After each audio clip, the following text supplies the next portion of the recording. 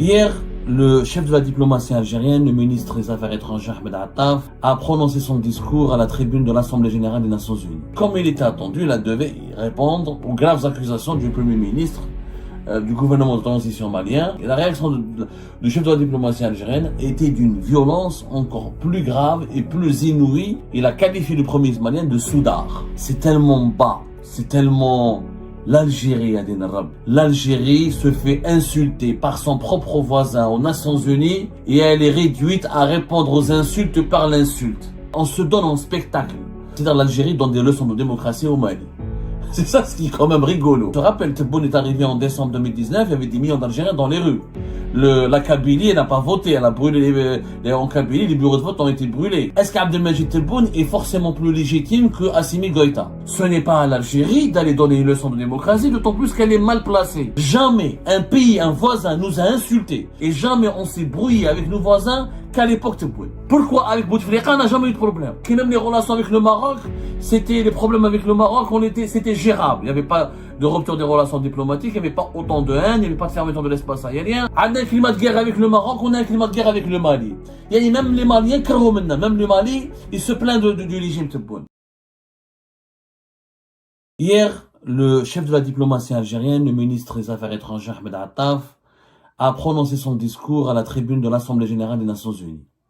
Comme de nombreux autres chefs d'État, sauf que nous, cette année, c'était Ahmed Attaf, alors que cette année, vu le mécanisme, vu l'alliance d'un grand groupe de pays qui se sont mis d'accord pour reconnaître la Palestine, comme l'État palestinien comme étant membre à part entière de la communauté internationale, comme étant un État qui doit exister, qui doit être indépendant, beaucoup de chefs d'État sont partis aux Nations Unies, et comme toujours, c'est devenu une habitude fâcheuse, mais malheureuse. Abdelmajid Tebboune, le président algérien, n'est jamais là dans les grands événements. Abdelmajid Tebboune, il était aux Nations Unies en 2023, mais il ne l'a pas été depuis, et cette année est une année particulière.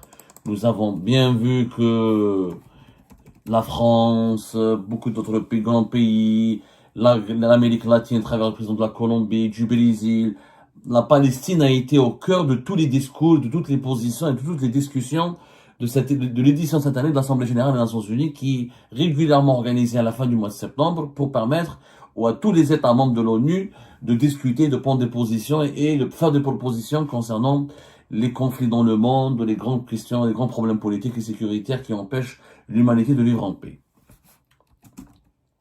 C'est dommage, encore une fois, encore une absence, je dis bien encore une absence, qui pose des questions et qui soulève des interrogations sur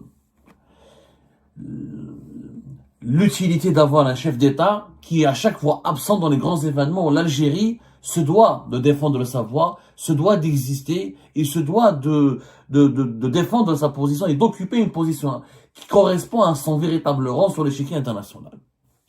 Mais bon, ça c'est un autre débat. Donc Ahmed Attaf, il a parlé hier et comme il était attendu, il devait répondre aux graves accusations du Premier ministre du gouvernement de transition malien, Abdoulaye Maïga, qui n'a pas été du tout tendre avec l'Algérie et les autorités algériennes.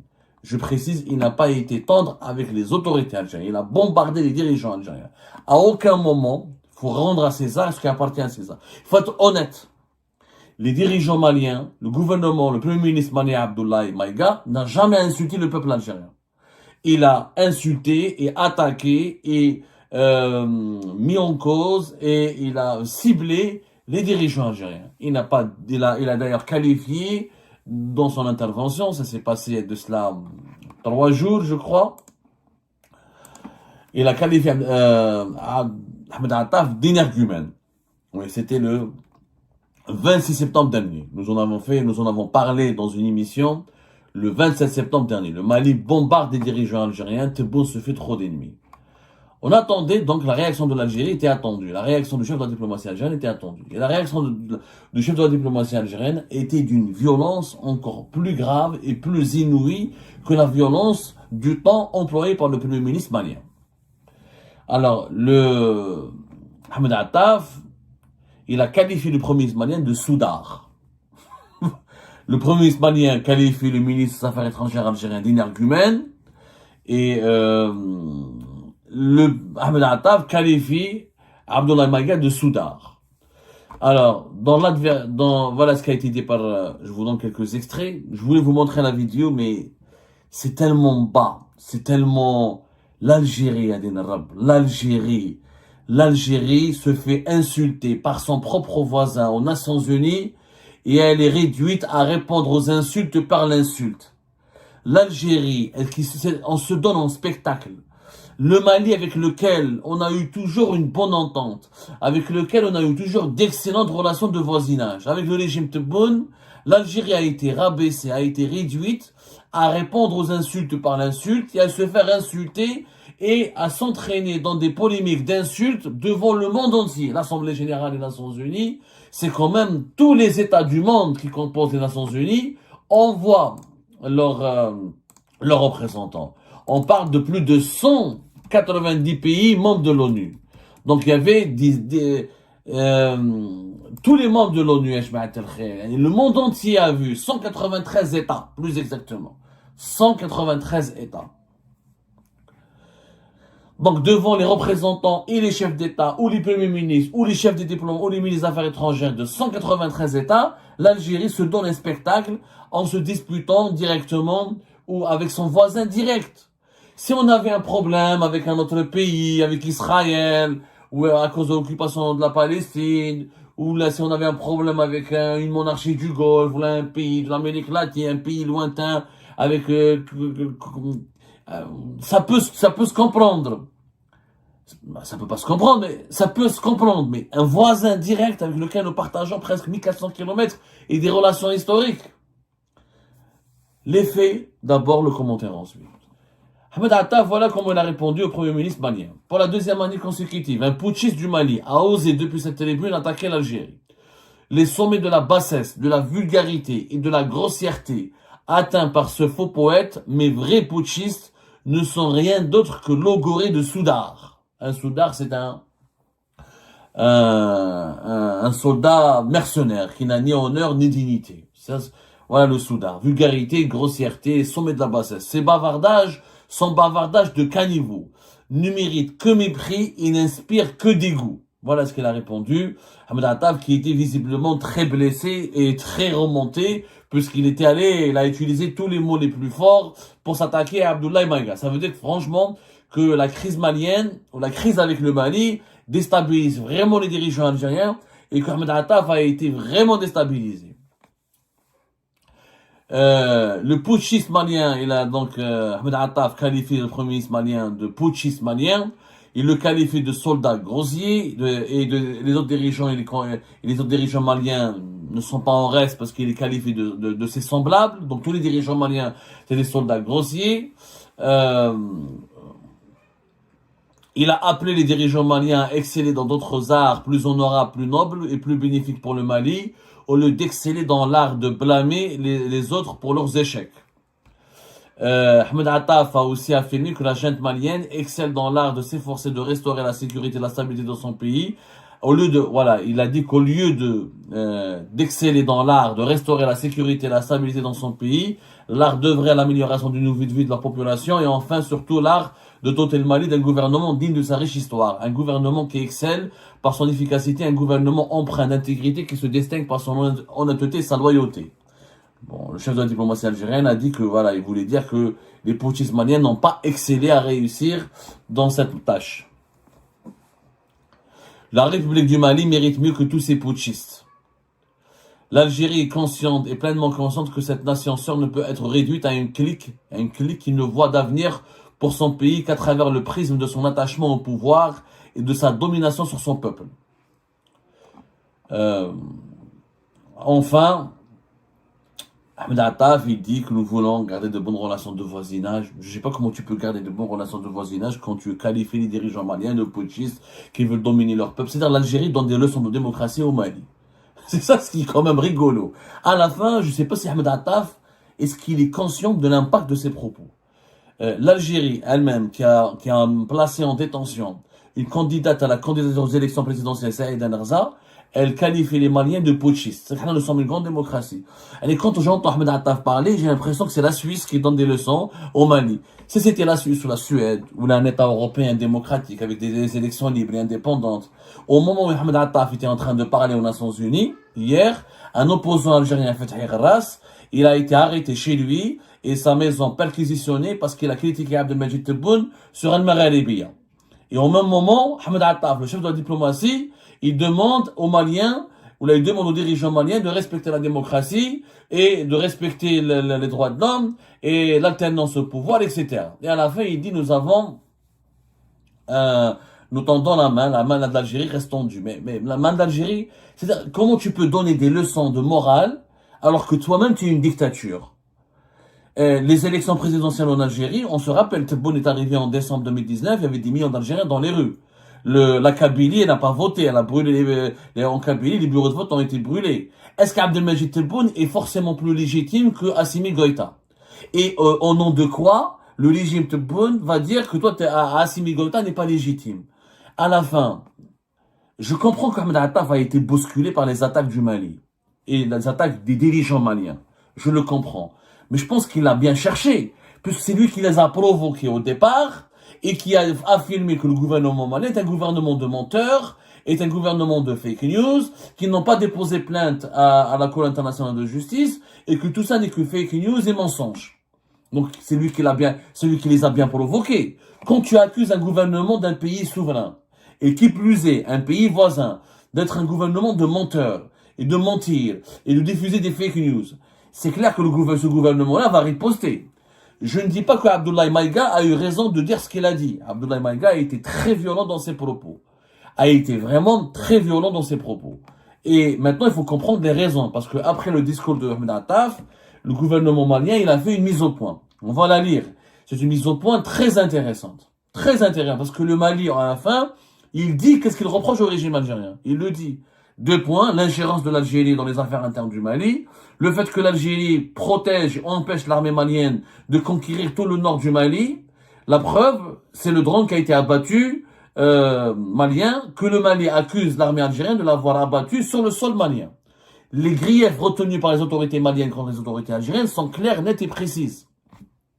Maintenant, venir aux Nations Unies et dire que vous êtes des putschistes, vous êtes des grossiers soldats, vous êtes des mercenaires, vous n'êtes pas représentatifs de votre peuple, vous n'avez pas été élus, vous n'êtes pas légitime. C'est pas à l'Algérie ou aux autorités algériennes de dire aux dirigeants maliens qu'ils ne sont pas légitimes ou pas légitimes. Ça, c'est au peuple malien.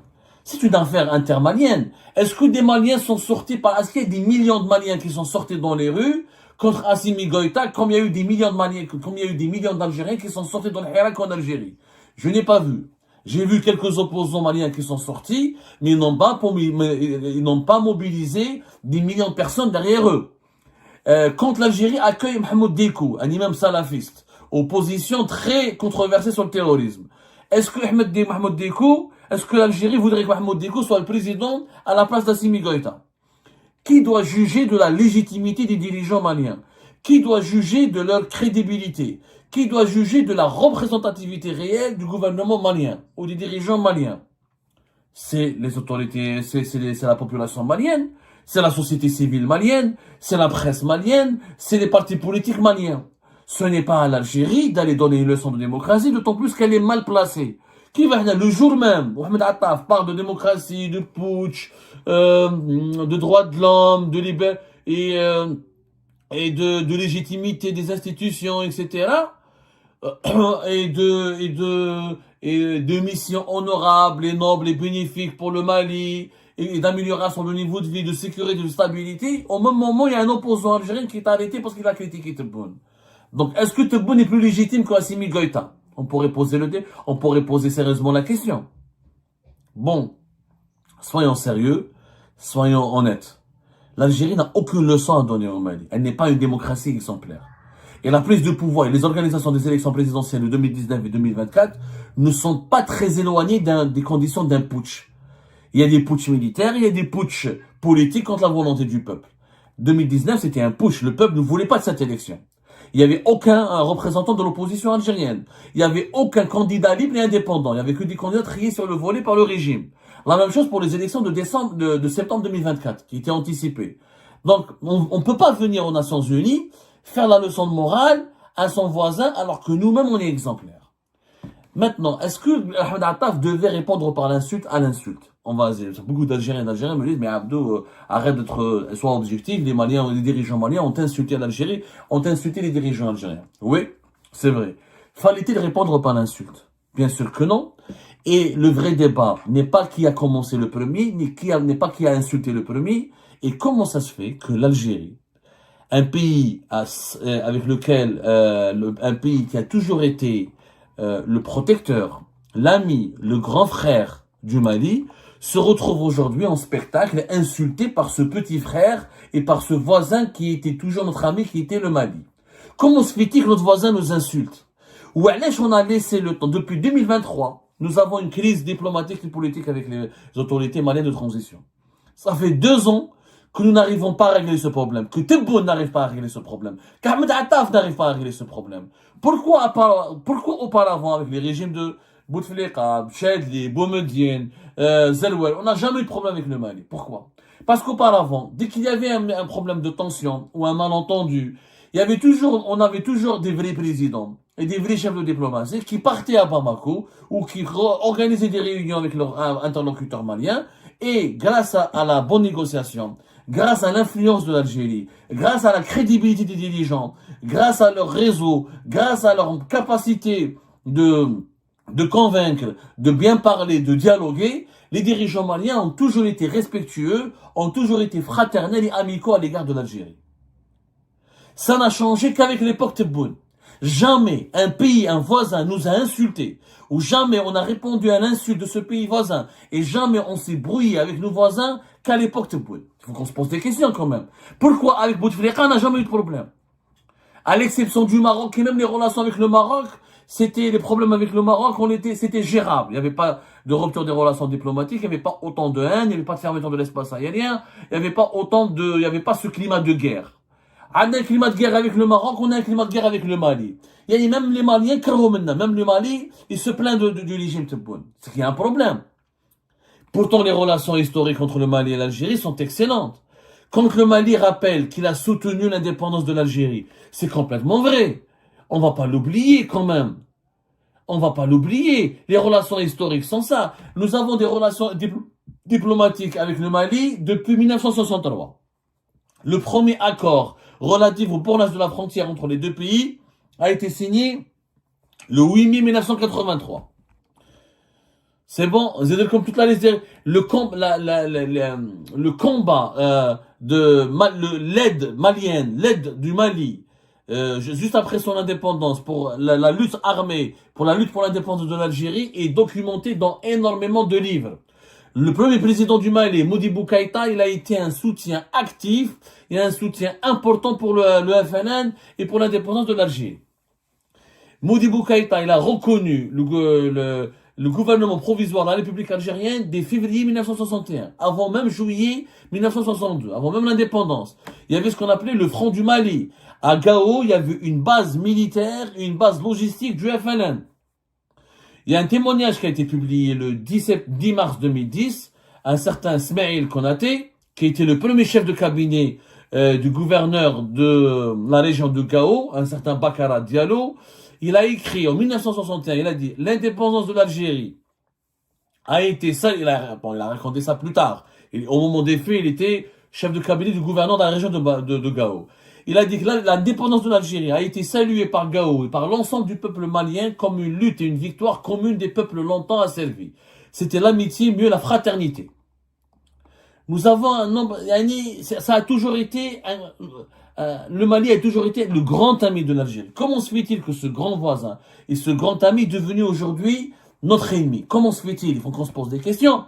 Il n'y a jamais eu de problème avant Tebboune. Mais les Tebboune, on a des problèmes. On a des accords. Un mémorandum d'entente sur la coopération dans le travail, l'emploi et la sécurité sociale, qui a été signé 24 janvier 2018. Un accord juridique sur la coopération bilatérale, qui a été signé le 3 et 4 novembre 2016. Accord de coopération en matière de santé, 4 février 2018. accord de sur l'échange de connaissances et d'expériences dans le domaine juridique et judiciaire, signé à Alger le 15 mai 2017. Ensuite, un complément, un accord qui a été complété le 15 février 2018. Un accord dans le domaine de la protection des végétaux, un accord de coopération dans le domaine de l'énergie, du pétrole, du gaz, un programme de coopération culturelle 2017-2019. Avant tout bon, regardez comment les relations étaient bonnes. Un accord pour la réalisation d'une centrale hybride, un accord, il y a eu pas mal d'accords. Création d'un conseil d'affaires algéro-malien, 14 janvier 2018. On a eu d'excellentes relations avec les Maliens, d'excellentes. Il y a eu des coups d'État au Mali 2020, un autre coup d'État 2021, c'est vrai. Mais les putschistes, ils demandent quoi? 3 points. 3 points, très simples. On ne veut pas que vous protégiez les groupes armés qui sont à la frontière. On ne veut pas que vous nous empêchiez de conquérir d'autres pays, d'assurer le démantèlement de ces groupes armés. Et on ne veut pas que vous mêlez du processus de dialogue national. Les Maliens veulent régler leurs problèmes entre eux. Est-ce que Hnaya est une puissance étrangère en Algérie qui s'est mêlée de la réconciliation nationale et du programme de la concorde civile qui a été fait de fin des années 90, 2004, 2005, 2006. Nous les Algériens, on a réglé nos problèmes entre nous. Alors pourquoi on veut imposer une feuille de route aux Maliens? Les Maliens, vous avez été longtemps médiateur, vous avez été longtemps intermédiaire. On estime qu'aujourd'hui, on n'a plus besoin de vous. On a besoin de vous comme étant bons voisins et vrais frères. Nous, on veut régler notre problème tout seul. On ne veut pas de groupe armé sur notre territoire.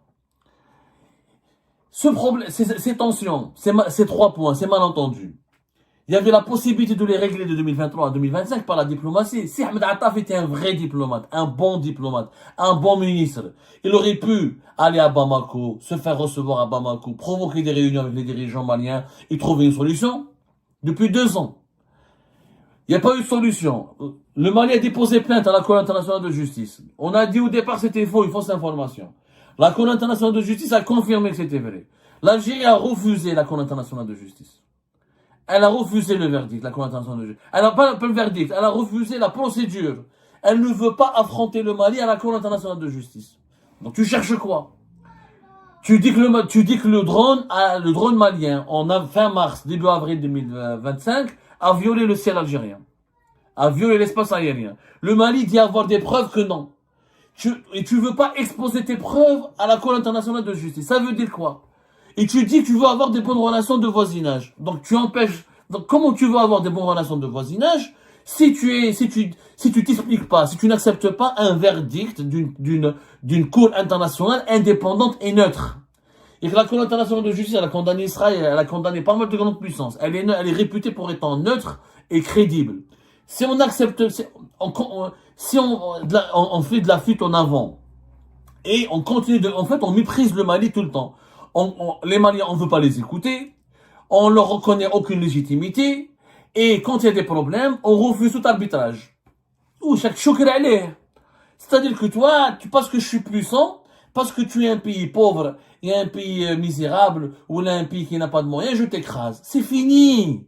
Il faut que les dirigeants algériens comprennent, les Africains d'aujourd'hui, la nouvelle génération de dirigeants, c'est fini. C'est pas parce qu'on est plus riche qu'eux, qu'on a une armée plus puissante qu'eux, que eux, ils vont avoir un complexe d'infériorité. Avant, oui, les années 90, avant, les dirigeants africains avaient un complexe d'infériorité par rapport aux pays du Maghreb. Mais c'est fini ce complexe d'infériorité. Maintenant, les dirigeants maliens, ils sont courtisés par la Russie, par la Turquie, par la Chine, par l'Europe, par le Qatar, par les Émirats, par les États-Unis. Ils ont le choix de faire des alliances et ils ont compris qu'ils n'ont pas à avoir un complexe. Et c'est vrai que les Maliens, les Algériens, on n'est pas meilleurs que les Maliens. On n'est pas meilleurs qu'eux. On a plus de pétrole et de gaz, c'est vrai. On a peut-être un plus grand pays, c'est vrai. Mais on n'est pas meilleur qu'eux. Le Mali, il a une histoire respectable. Il a une élite respectable. Il a une société civile respectable. On doit apprendre à les respecter. Il faudra qu'on apprenne. Si on ne respecte pas les gens, ils vont pas nous respecter. Donc si tu commences à mépriser les autres, tes voisins vont répondre au mépris par le mépris. C'est tout. Donc, à un moment donné, pourquoi les autres pays n'ont pas de problème? Aujourd'hui, l'Algérie, c'est le seul pays africain qui a un problème avec pratiquement tous ses voisins. Le Niger et le Mali, notamment le Mali avec l'Alliance des États du Sahel, situation de quasi-guerre avec le Maroc, on est en désaccord avec la moitié des factions libyennes, Maréchal Haftar, etc. On est bien qu'avec la Tunisie et un peu la Mauritanie. Il y a quand même un problème. Est-ce qu'il y a un équivalent, mis à part le Rwanda en Afrique, ils ont un problème avec le Congo, mais le reste, il a des bonnes relations. L'Alliance des États du Sahel, ils ont composé une alliance entre eux pour s'entraider. Mais on a des problèmes avec nos voisins les plus importants. C'est qu'on doit se remettre en cause. Et ben c'est la fin de cette vidéo les amis. Je vous remercie comme d'habitude pour avoir suivi jusqu'à la fin. N'oubliez pas de nous laisser vos commentaires et vos réactions sur la vidéo et de vous abonner à la chaîne si vous n'êtes pas encore abonné. Et merci aussi pour vos commentaires et vos discussions très animées dans la section des commentaires. Donc, vous n'oubliez jamais de décortiquer bien un sujet sur tous les points qui ont été abordés dans la vidéo et ça fait vraiment plaisir moi-même je ne fais pas de commentaires, je m'appuie sur vous pour que vous puissiez bien expliquer les choses et en faire des discussions civilisées et dans tout le respect possible. Donc voilà, merci beaucoup et à la prochaine dans une nouvelle vidéo. Au revoir.